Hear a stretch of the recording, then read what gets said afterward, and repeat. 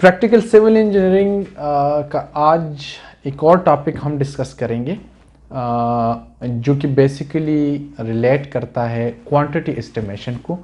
अगर आप एक साइट इंजीनियर है तो आपको डिफरेंट चीज़ें सीखनी होती है, जिसमें साइट का सर्वे भी होता है, साइट पे इंस्पेक्शन भी होता है और वहाँ पर साइट पे आपको बिल ऑफ क्वांटिटीज़ जो होते हैं वो भी बनाने होते हैं। ठीक है, तो आज की इस वीडियो में हम जिस चीज़ को डिस्कस करेंगे में बेसिकली दो चीज़ें जो कि घरों के अंदर इम्पॉर्टेंट होती है, बल्कि तीन चीज़ें। एक होता है एरिया कैलकुलेशन, दूसरा होता है वॉल्यूम कैलकुलेशन और तीसरा होता है स्टील कैलकुलेशन। एरिया कैलकुलेशन का मतलब ये है कि अगर ये कोई भी हमारा फ्लोर प्लान है तो इसका एरिया, लेट्स सपोज इस तरह से रूम्स जा रहे हैं, कुछ इस तरह से, कुछ इस तरह से, तो इसका एरिया हम किस तरह से कैलकुलेट करेंगे और वॉल्यूम किस तरह से कैलकुलेट करेंगे इन वॉल्स का, और स्टील कैलकुलेशन। तो आज की जो हमारी वीडियो है वो है BOQ के बारे में। बेसिकली ये सिविल इंजीनियरिंग इंटरव्यू का भी एक क्वेश्चन है और आपके प्रैक्टिकल नॉलेज का भी एक क्वेश्चन है कि प्रैक्टिकली आप किस तरह से एग्जीक्यूट करते हैं इन चीज़ों को। ठीक है, तो मैं आज दो चीज़ों के बारे में बात करूंगा, जिनमें से सबसे पहला जो है वो है स्टील की क्वांटिटी कैलकुलेशन। कि स्टील क्वांटिटी कैलकुलेशन। ठीक है, कि स्टील की क्वांटिटी की जो कैलकुलेशन है वो हम किस तरह से करते हैं। ठीक है, और उसके बाद ब्रिक्स की जो क्वांटिटी है या फिर जो मोटर की क्वांटिटी है या फिर जो कंक्रीट की क्वांटिटी है उसकी क्वांटिटी हम किस तरह से कैलकुलेट करते हैं। ठीक है, तो सबसे पहले जो स्टील की क्वांटिटी है वो हम कैलकुलेट करते हैं। आप लोगों को एक फार्मूला में बता देता हूँ, d² डिवाइड बाई 162.162। ये एक फार्मूला है जिससे आप केजीज में वेट निकाल सकते हैं, यूनिट वेट ऑफ एनी बार।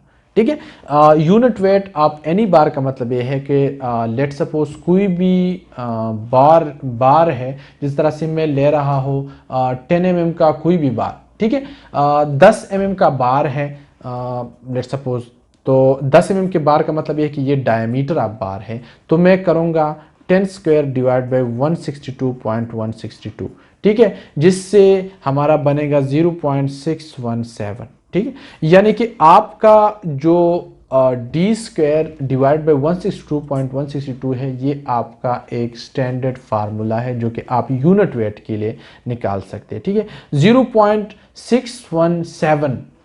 ठीक है, अब अगर मैंने कैलकुलेट करना है इसका वेट, ठीक है, तो मैं इसको इस तरह से करूंगा कि 0.617 मल्टीप्लाई बाय जितना भी लेंथ ऑफ बार है, लेट सपोज 12 मीटर का बार है, जो कि नॉर्मली स्टैंडर्ड यही यूज होता है 12 मीटर वाला बार।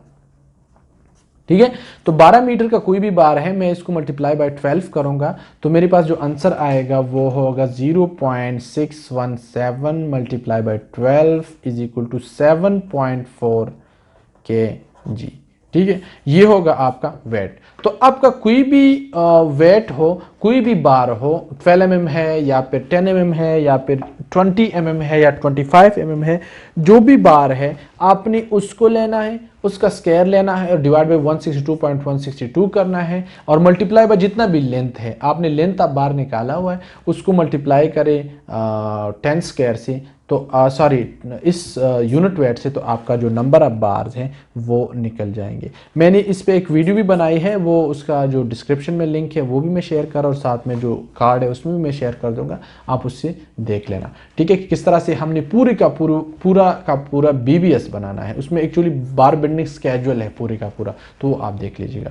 और दूसरा जो इम्पॉर्टेंट है ना, इम्पॉर्टेंट चीज वो है ब्रिक वर्क। घर के कंस्ट्रक्शन में सबसे इंपॉर्टेंट चीज़ें ये दो होती है, उसकी वजह यह है कि इन दो की क्वांटिटी सबसे ज़्यादा और सबसे कीमती होती है।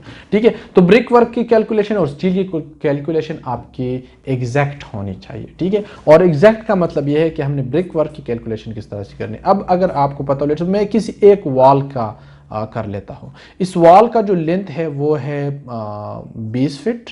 ठीक है। इसका हाइट है 10 फीट और इसकी जो थिकनेस है वो है 9 इंच। तो हम इसके अंदर calculation of number of BRICS कैसे करेंगे, ठीक है। तो सबसे पहले मुझे इस वॉल का वॉल्यूम कैलकुलेट करना होगा, और वॉल्यूम कैलकुलेट किस तरह से होगा, इस तरह से होगा कि 20 multiply by 10 multiply by 0.75 feet, यानी कि 9 इंच जो है वो 0.75 फीट के इक्वल होता है, ठीक है। तो मुझे अभी इसकी कैलकुलेशन करनी होगी कि ये किस चीज़ के बराबर है, ठीक है।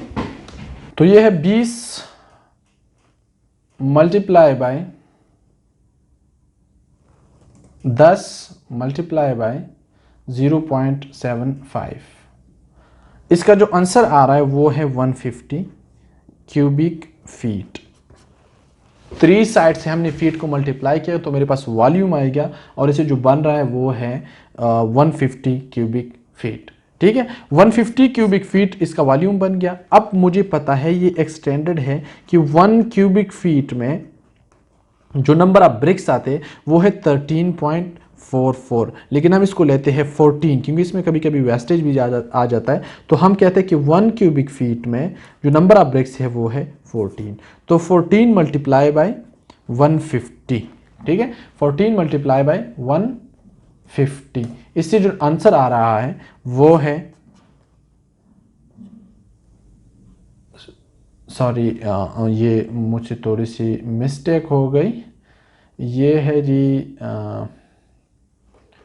14 मल्टीप्लाई बाय 150, इससे जो आ रहा है वो है 2100। यानी कि आपके इस वॉल में जिसका लेंथ 20 फीट है, हाइट उसका 10 फुट है और थिकनेस उसका 9 इंच है, इसमें आपके 2100 ब्रिक्स लगेंगे। तो इस तरह से आप पूरी के पूरी घर के अंदर जितने भी वॉल्यूम्स है आप वो निकाल दें, मल्टीप्लाई बाय 14 कर दें, तो आपके पास सारे घर का जो क्वांटिटी ऑफ ब्रिक वर्क है वो कैलकुलेट हो जाएगा। तो ये दो चीज़ें बड़े इंपॉर्टेंट है, आपसे इंटरव्यू में इसके बारे में क्वेश्चन पूछा जा सकता है कि स्टील की जो क्वांटिटी है वो किस तरह से कैलकुलेट करना है।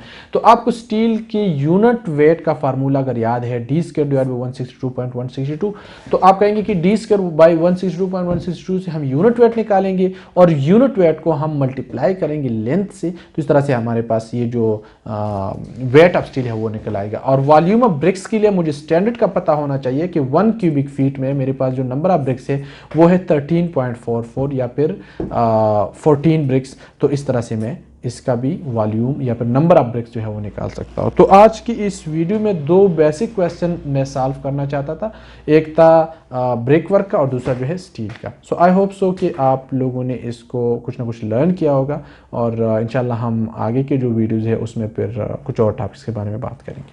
Thank you.